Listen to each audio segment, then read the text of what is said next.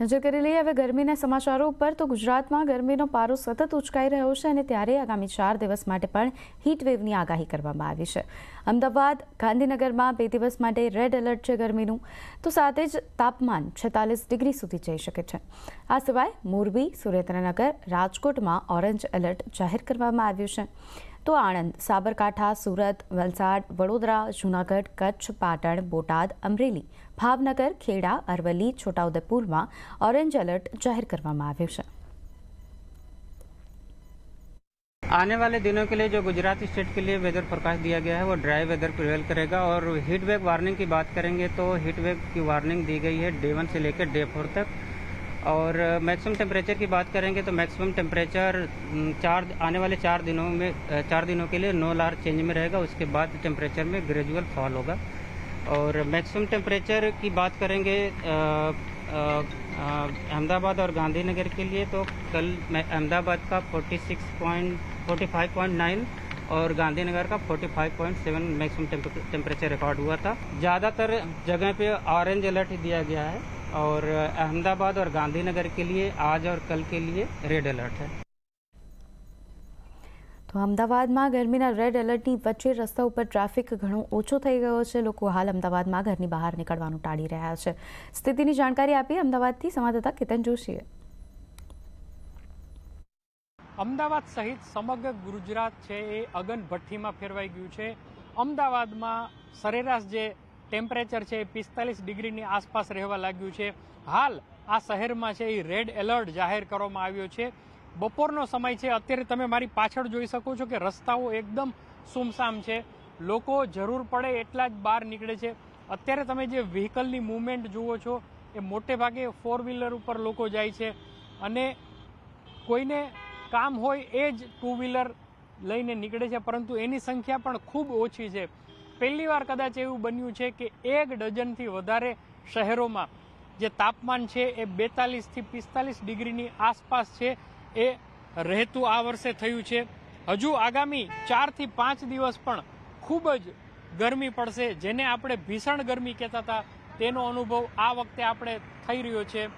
જે પ્રમાણે આરોગ્ય વિભાગે ચેતવણી આપી છે, લોકોને સલાહ આપી છે કે બિનજરૂરી જો બહાર તમારે આવશ્યક ન હોય તો તમારે નીકળવાની કોઈ જરૂર નથી। ખાસ કરીને બપોરે 1 થી સાંજના 4 વાગ્યા સુધીનો જે સમય છે એ ખૂબ જ કપરો હોય છે। ખૂબ જ પાણી પીવું જોઈએ અને લિક્વિડ પદાર્થો લઈએ તો જ આ ગરમીથી તમને થોડી રાહત મળશે। પરંતુ આગામી 5 દિવસ ગરમીનો પારો આ જ રીતે ઉચકાયેલો જોવા મળશે। કેતન જોશી, અમદાવાદ। તો રાજ્યમાં સતત ગરમીનો પારો વધી રહ્યો છે અને ત્યારે વડોદરામાં તાપમાનનો પારો 43 ડિગ્રીને પાર પહોંચી ગયો છે। ત્યારે અસહ્ય ગરમીથી હીટ સ્ટ્રોકના દર્દી પણ વધી રહ્યા છે।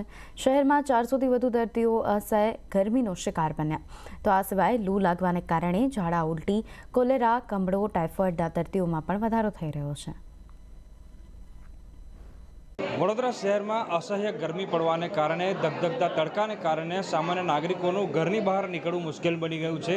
ત્યારે વડોદરા શહેરની જ વાત કરીએ તો અસહ્ય ગરમીના કારણે છેલ્લા 5 દિવસમાં લગભગ હાર્ટ એટેકના કારણે અને ડિહાઇડ્રેશનના કારણે લૂ લાગવાના કારણે 19 જેટલા લોકો જે છે તેમના મોત નિપજી ચૂક્યા છે। અત્યારે તમે જે સીધા દ્રશ્યો જોઈ રહ્યા છો તે ચેપી રોગ દવાખાનું કારેલીબાગમાં આવેલું છે ત્યાંના દ્રશ્યો છે અને આ દવાખાનું જોઈને તમને અંદાજો આવી જશે કે વડોદરાવાસીઓ જે છે તે ગરમીથી કઈ હદે પરેશાન છે। લૂ લાગવાના ડિહાઇડ્રેશનના જે તમામ કેસો છે તે મોટા પ્રમાણમાં આવી રહ્યા છે અને ચેપી રોગનું દવાખાનું ગોત્રી હોસ્પિટલ અને સયાજી હોસ્પિટલની વાત કરવામાં આવે તો 400થી પણ વધારે જે દર્દીઓ છે તે હોસ્પિટલમાં આવ્યા છે અને આ તમામ જે ગરમીલક્ષી જે છે બીમારીઓ છે તેની જે સારવાર જે છે તે કરાવી રહ્યા છે અને આ દર્દીઓ જે છે રોજે રોજ મોટી સંખ્યામાં આ જે હોસ્પિટલો છે તેમાં આવતા હોય છે અને જે સારવાર છે તે લેતા હોય છે। બીજી અહીંયા ચોંકાવનારી વાત એ છે કે સામાન્ય રીતે જ્યારે કોઈ નાગરિક તડકામાં નીકળે ત્યારે તે અસહ્ય ગરમીનો સામનો કરતો હોય છે અને ગરમીથી રાહત મેળવવા માટે જે ઠંડા પીણા હોય છે, શેરડી રસ, સિકંજીનો ઉપયોગ જે છે તે કરતો હોય છે। પરંતુ ચોંકાવની વાત અહીંયા એ છે કે શેરડીનો રસ અને સિકંજી જે છે તે સ્વાસ્થ્ય માટે ખરેખર હાનિકારક છે, કારણ કે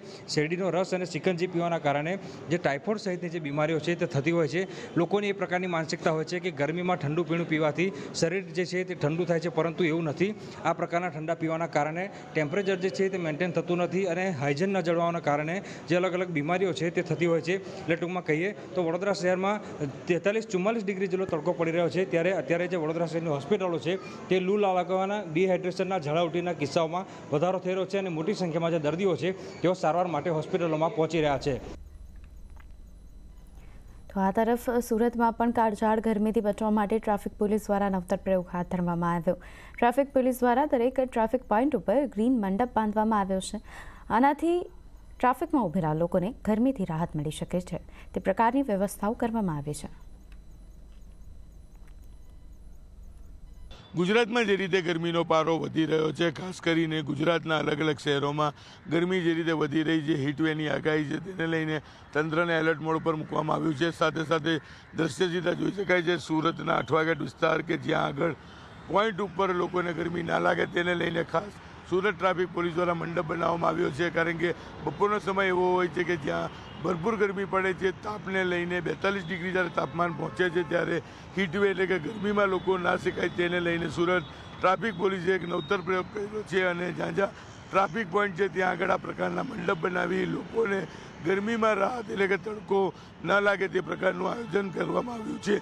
ખાસ કરીને હીટવેવને લઈને તંત્ર દ્વારા અલગ અલગ માર્ગદર્શિકા જાહેર કરવામાં આવી છે. તો બીજી બાજુ હીટવેવને લઈને સૌથી મહત્ત્વની વાત છે કે હોસ્પિટલોમાં વોર્ડ તૈયાર કરવામાં આવ્યા છે અને જે પ્રકારે આગામી 3 દિવસ વધુ ગરમી સાથે હીટવેવની આગાહી છે તેને લઈને તંત્ર દ્વારા અલગ અલગ રીતે લોકોને ગરમીમાં રાહત મળે તે પ્રકારની કામગીરી કરવામાં આવી રહી છે. તો કાળઝાળ ગરમીના કારણે પશુપાલકોને ફટકો પડ્યો છે. દૂધનું ઉત્પાદન ઘટ્યું.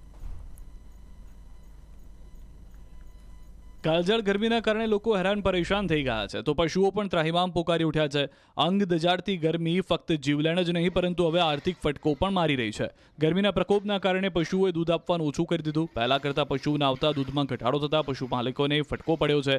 આણંદની પાળજ દૂધ ઉત્પાદક મંડળીમાં દૂધ ઉત્પાદન ઘટ્યું છે. ગરમીની અસર લોકોને સાથે સાથે દૂધાળા પશુઓને પણ થઈ રહી છે. ગત 2 મહિનાની સરખામણીમાં આ મહિને ઘણું ઓછું દૂધ ઉત્પાદન થયું છે. માર્ચ મહિનામાં 1 લાખ લીટર, એપ્રિલમાં 96,000 લીટર, તેની સામે ચાલુ મહિનામાં 70,000 લીટર જ દૂધ ઉત્પાદન થયું છે.